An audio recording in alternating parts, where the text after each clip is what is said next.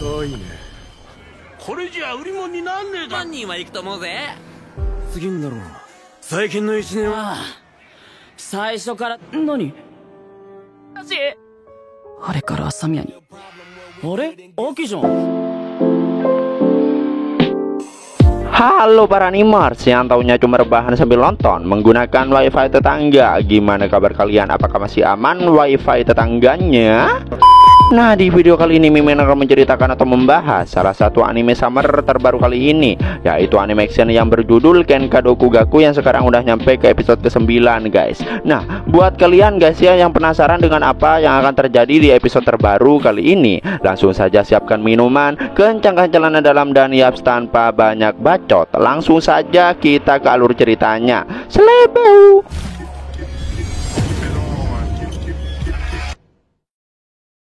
Terlihat restoran tempat Bomi bekerja sangat ramai, sedangkan Bomi nampak duduk di balik meja yang mana dia itu tengah menonton video Hobin. Kukira Hobinnya sedang bertarung, ternyata lagi ngiklan guys. Namun di tengah Bomi yang khusyuk menonton orang yang ia cintai, secara tiba-tiba salah satu pelanggan bilang jika Bomi itu sangat kawaii dengan badan yang gede, tampang yang seram. Tentu Bomi ketakutan. Berulang kali orang tersebut berkata bahwa Bomi imut sekali, bahkan dia juga meminta kontak Bomi. Saking besarnya orang ini, semua orang yang ngantri dibuat ketakutan juga guys. Bomi lalu bilang jika dirinya tidak bisa memberikan nomor HP-nya. Gilanya lagi guys, orang ini tuh memesan sebanyak 30 kotak ayam besar. Lagi-lagi dia meminta kontak Bomi, tapi Bomi tetap tak memberikannya. Dengan itu orang tersebut pun pulang sambil membawa begitu banyak makanan yang ia pesan. Semua orang dan juga karyawan tentu sangat terkejut dengan pelanggan besar itu. Bomi lalu ingat saat dimana Hobin membantunya, tapi dirinya malah pergi meninggalkannya saat dia dalam keadaan terpuruk. Shin lalu menjelaskan kembali tentang pertarungan Hobin vs Taihun di episode sebelumnya.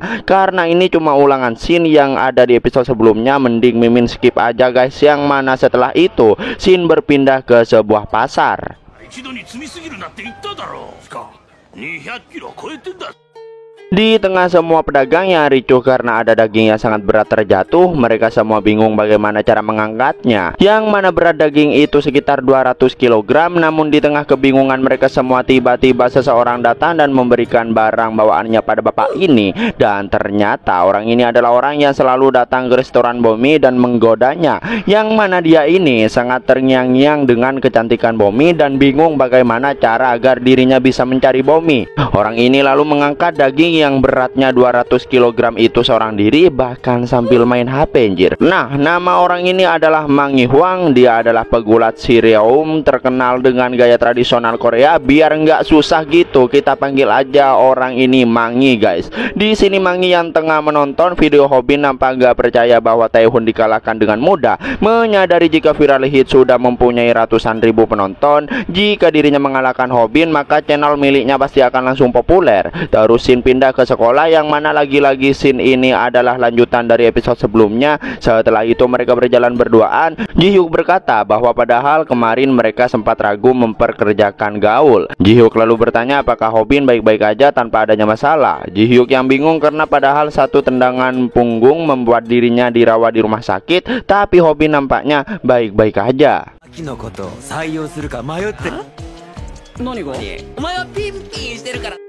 Hobin merasa ada hal yang mengganjal. Sebagai profesional, korban dirundung Taihun tampak berbeda dari yang lain. Yang mana menurut Hobin mungkin Taihun tak sejahat yang mereka kira. Merasa jika Hobin itu terlalu baik. Mengingat kembali saat pertarungan, Hobin yang memberikan kembali jam tangan milik Taihun. Dia menyadari sesuatu dari raut wajahnya Taihun. Hobin penasaran apakah suatu saat dirinya bisa bertemu dengannya lagi. Ji-hyuk tak menyangka bahwa Hobin sampai segitunya dia memikirkan Taihun. Hobin yang bertanya bagaimana kabar Taihun sejak kejadian sebelumnya. Ji-hyuk memberitahukan yang mana itu sangat gawat, terjadi keributan besar karena fisiknya sangatlah elok kala dia tak sadarkan diri. Andai Taihun mulai merilis YouTube, mungkin dia akan langsung mendapatkan 200k follower di channelnya. Tapi sayangnya Taihun itu tak tahu apa-apa. Ji-hyuk yang pergi dari sana. Di sini Hobin menarik kembali kata-katanya. Dia kesal karena fisik selalu menjadi tolak ukur yang utama. Di sisi lain di kelas 14 nampak gaul yang sedang menulis entah apa itu, gua juga nggak ngerti. Namun di tengah dirinya yang lagi asik belajar, itu secara nggak diduga ada ular yang jatuh tepat di hadapannya.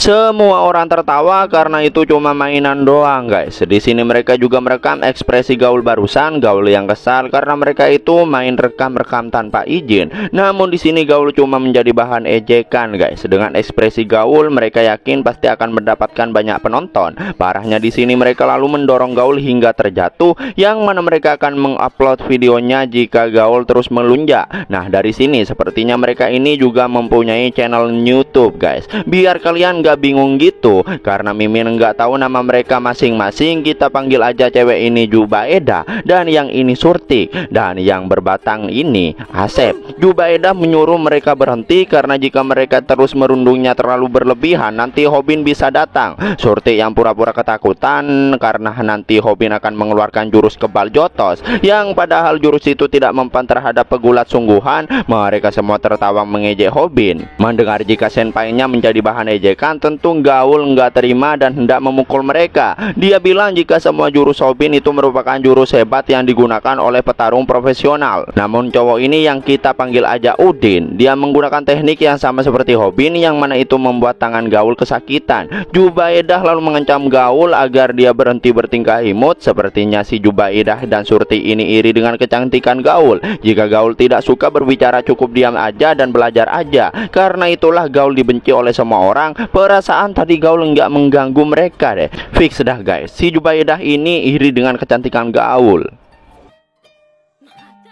だが毎回泣くから私が どいつもこいつも幼稚 Tak lama muncul seseorang yang sepertinya pemberani. Orang itu tidak menyangka kelakuan anak kelas 1 kejam seperti itu. Namun orang ini ternyata adalah Ji-hyuk. Hilang harapan dah gua. Karena dia itu suka sama Gaul, pastinya dia akan menolongnya. Dengan sangat gagah dia berkata apakah mereka telah merundung Gaul. Gaul yang udah menaruh harapan besar pada senpainya itu. Belum apa-apa, si Ji-hyuk udah tepar duluan. Buset, malu-maluin aja. Mending gak usah datang apa. Meski mereka adalah di kelas, mereka tak akan menahan diri terhadap kakak kelasnya. Gaul lalu menolong Ji-hyuk yang kesakitan. Surti bertanya apakah Gaul yang telah memanggil Ji-hyuk. Parahnya di sini si Udin hendak memukul kembali mereka berdua, namun tiba-tiba ada seseorang yang menghentikan tangannya. Dan ya, sang pahlawan kita pun akhirnya muncul. Dengan sangat sangar Hobin memegang tangan Udin hingga tak bisa bergerak. Namun di sini si Udin mengejek Hobin yang sangat pendek, bahkan sampai kelihatan lucu jika dilihat dari dekat. Merasa curang karena mereka semua sangat tinggi. Hobin yang bertanya apakah mereka yang telah mengajar Ji-hyuk. Udin juga bilang jika Ji-hyuk itu pantas diajar. Namun yang lebih penting, Udin ini mengajak Hobin untuk sparring. Mereka bilang pada Hobin bahwa mereka juga main YouTube. Mereka juga berkata jika Hobin yang mengalahkan Taehun itu tidak murni sama sekali. Udin mengajak Hobin untuk bertarung dengan taruhan akun YouTube mereka masing-masing. Hobin yang merasa jika mereka nggak ada apa-apanya dibandingkan Taehun. Hobin yang berpikir jika dirinya harus mengeluarkan aura mengancam seperti Taehun. Tapi 100円ある。見てるこっちが恥ずかしいんですけど singkat cerita, setelah mereka berhasil bebas berkat bantuan Monsung, Ji-hyuk berkata padahal Monsung itu membuat Pak Go dan lainnya babak belur, tapi kali ini dia berbeda. Tapi untung tidak berakhir dengan pertarungan. Menurut Gaul mungkin Monsung itu tipe orang yang tak akan main tangan sembarangan. Ji-hyuk bilang bahwa mungkin kedepannya Gaul itu akan merepotkan. Gaul kesal dengan orang-orang yang selalu merundung orang lemah dan sok jadi jagoan, mengingat bahwa mereka juga punya YouTube. Gaul ngejelasin jika mereka menamai diri sebagai kru komedi. Konten mereka hanya melakukan prank di jalan. Gaul kesal karena konten seperti itu malah ikutan populer. Terus nggak ada angin atau hujan, tiba-tiba terlintas saja gitu ke dalam pikiran Ji-hyuk bahwa dirinya harus menunjukkan sisi kerennya hari ini. Dengan berteriak dia bertanya kenapa Hobin malah ngelamun padahal Gaul dalam bahaya karena dirundung oleh kru komedi. Bukannya bertarung menggantikannya, tapi Hobin malah gemetar ketakutan. Di tengah keributan mereka berdua, Gaul malah memikirkan hal lain. Mereka berdua nampak masih aja ribut. Lalu secara nggak diduga Hobin meminta maaf pada Gaul karena sejujurnya dia tadi sangat ketakutan. Tapi jika ada kesempatan lagi dirinya akan mengajari cara membalas mereka. Kocaknya di sini Hobin juga dengan ekspresi sok tampan anjir. Singkat cerita di sore harinya Hobin yang masih tertidur ternyata dia sedang mengingat pembicaraannya dengan Monsung. Monsung yang bertanya kondisi Hobin. Hobin pun bilang jika dirinya baik-baik aja. モンスターもフォローしていい？辛いのはわかるけど。Ngomong aja gampang, Hobin sangat malu untuk menunjukkan wajahnya di depan Bomi karena insiden paling memalukan dalam sejarah hidup Hobin. Terus di malam harinya, tepatnya di rumah Gaul, sepertinya di sini Gaul sangat salting setelah perlakuan Hobin yang menolongnya. Yang mana di mata Gaul, Hobin itu terlihat sangat tampan, bahkan saking saltingnya dia memukul bonekanya hingga kayak gini. Bahkan di sini Gaul langsung ngechat Hobin dan sepertinya dia berniat memberikan sebuah bingkisan padanya. Scene pindah ke Bomi yang sedang bekerja, yang mana dia lagi-lagi digodain sama om-om gede yang bernama Mangi. Meski bersyukur karena om-om itu udah pergi, tapi karena shift Bomi kali ini sampai malam, dia khawatir karena takutnya dia dicegat olehnya. Terus seorang pelanggan datang memesan satu puff strawberry yang tidak habis mereka makan sebelumnya. Buset dah, baru nongol udah main gombal-gombal aja nih orang. Bomi lalu membanting pesanan Hobin dan meninggalkannya begitu aja, tapi ya wajar aja, soalnya si Hobin ini datang secara tiba-tiba setelah tak menghubunginya selama 2 bulan sejak kejadian yang sangat bersejarah itu. Namun ketika Hobin hendak pergi untuk memakan puff buatan Bomi, di sini Bomi nampak salfok sama tulisan catatan yang ada di tangan Hobin, yang mana isinya itu benar-benar di luar nalar, guys. ペンで真っ黒。次のお客様どうぞ。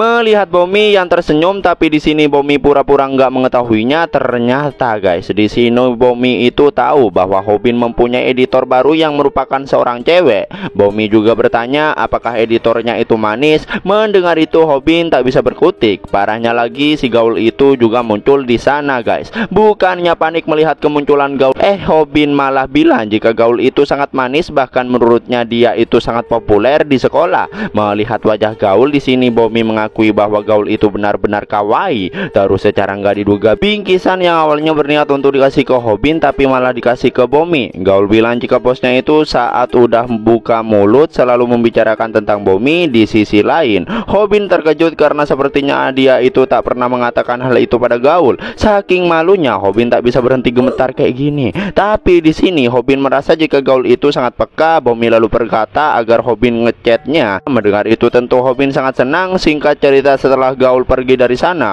nampak Gaul yang berjalan di tengah malam seorang diri sambil bernyanyi, yang mana seketika dia mengingat saat Hobin berkata bahwa dirinya itu sangat manis dan juga terkenal di sekolah. Saking saltingnya dia itu, di sini Gaul sampai menendang tiang hingga membuat kakinya kesakitan. Singkat waktu, di keesokan harinya nampak Bomi yang sedang berjalan sendirian sambil chattingan sama Hobin. Terus seseorang bilang jika ada sesuatu yang menempel di tas Bomi, dan ternyata